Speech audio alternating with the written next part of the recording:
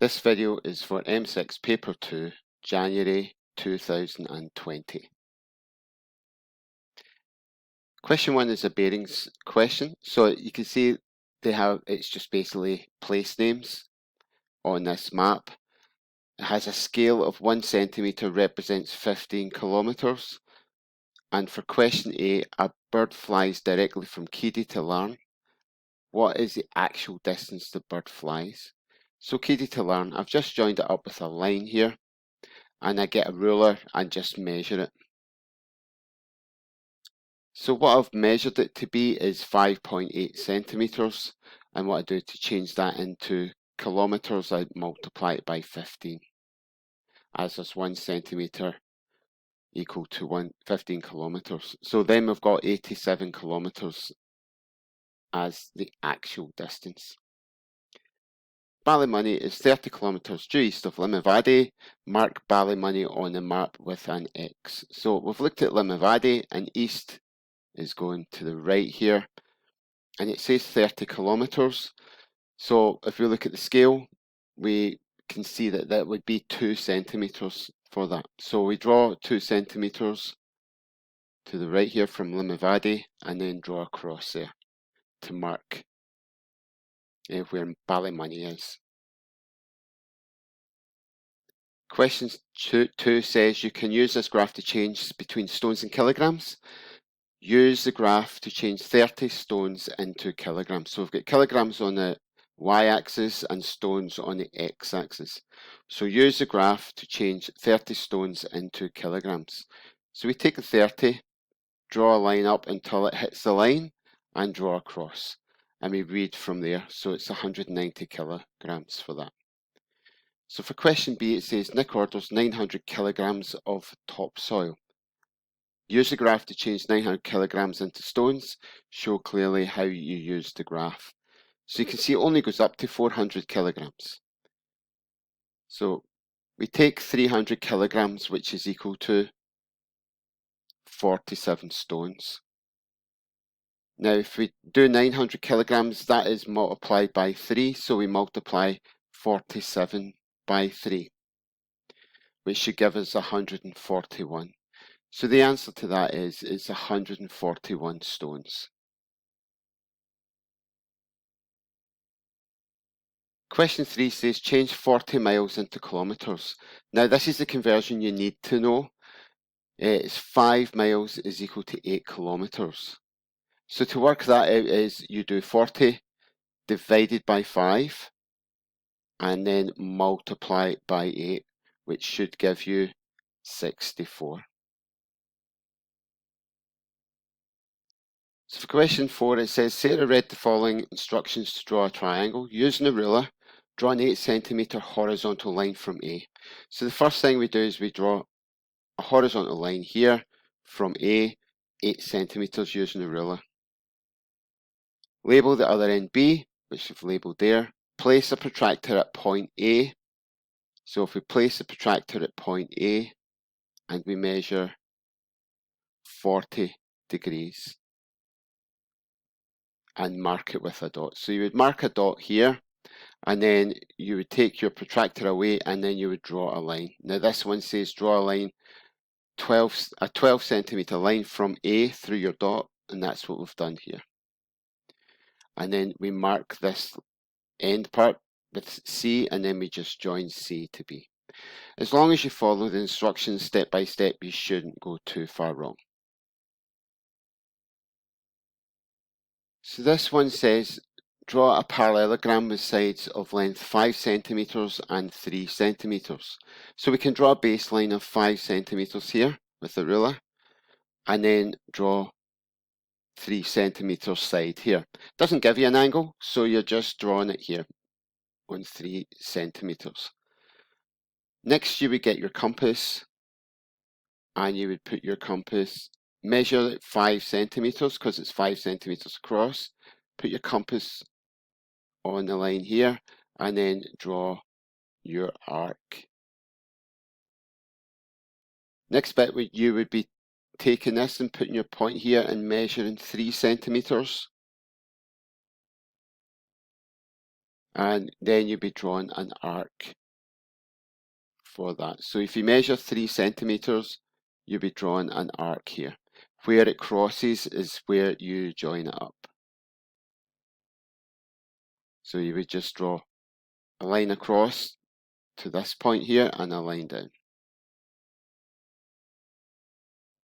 So for question 5a, the probability that it will rain tomorrow is 0.4. Mark with an X on the scale the probability that it will not rain tomorrow. So these have got 10 sections here. So 0.4 would be 1, 2, 3, 4, but then 0.6 would be if it was not raining. So they basically, it'll be 0.6, 1, 2, 3, 4, 5, 6, 0.1, 0.2, 0.3, 0.4, 0.5, 0.6. B is a fair dice, has the numbers 1, 2, 2, 4, 5, 8 marked on its faces. Explain clearly why the probability of getting a prime number is less than the probability of getting an even number. Now the probability of a prime number is 3 out of 6 because 2, 2 and 5, these 3 are prime numbers and there's 6 numbers there, so 3 out of 6. Probability of getting an even number, so we've got 2, 2, 4 and 8, so that's 4 out of those 6 numbers. That's your probability for an even number. And as we can see that 3 out of 6 is less than 4 out of 6, and that's what their question's asking for. Okay, for question 6, it says Alan wants to take his family on a 13-night trip to Florida. He must pay for 4 adults and 3 children. His children will be charged half the adult price. He had planned to go at Christmas, but now will go in April. How much extra does he have to pay? So this bit here would be Christmas, and this bit here would be April. So these are the ones that we focus on. So we start off with the Christmas part of things. So if we look at this one, it's 1,899 times 4 for 4 adults is 7,596. Now we've got £949.50 times 3, that's for the 3 children at half price, and we get this total here.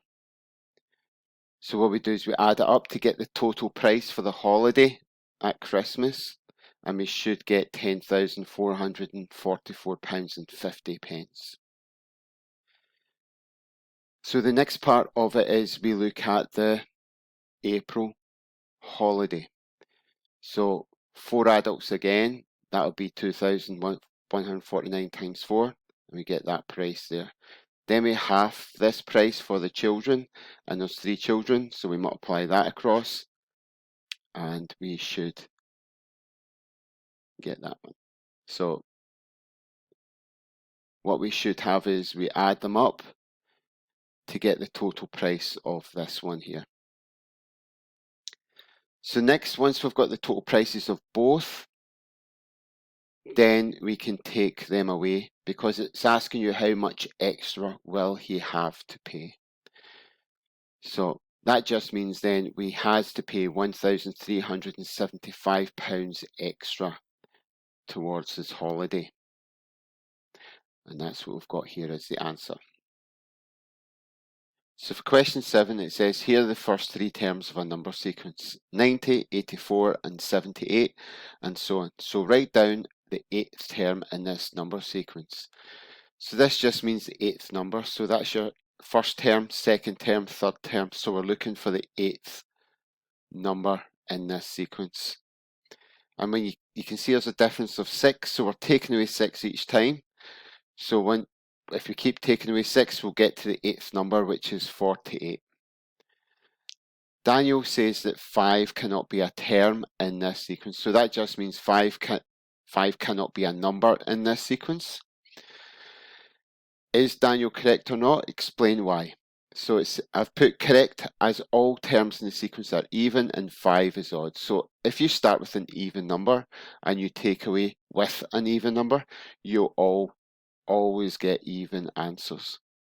So it'd be impossible to get a 5 in this sequence. So question 8 is, a spinner consists of a circular wheel which is divided into 8 sectors numbered 1 to 8 as in the diagram. When spun, the arrow will point to one of those sectors. What is meant if the spinner is described as a fair spinner? So that just means that there has an equal chance. Each number has an equal chance. The spinner is not fair. The probability of the arrow pointing to the sector number 7 is 0.15. Work out the probability of the arrow not pointing at the sector numbered 7. So that if 7 is 0.15, we need the probability of the rest. So in total, all the probabilities when added up would make 1. So we take 0.15 away from 1. So the probability of getting any other number bar 7 is going to be 0.85.